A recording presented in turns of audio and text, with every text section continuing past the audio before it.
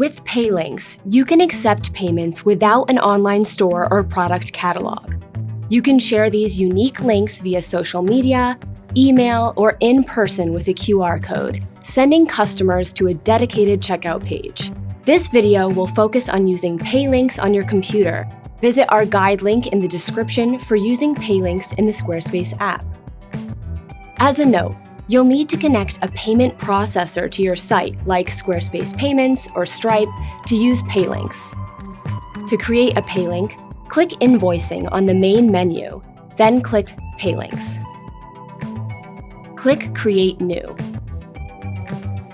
Enter a link title, payment amount, name, and item type. If needed, you can also add a flexible payment amount or add taxes. You can also add an image for branding or an image of the product. When you're ready, click Save and Share. You can then show your Paylink QR code to a customer. You can also copy the Paylink to share in a message or email it to your customer. To share another Paylink, click into its menu, then click Share.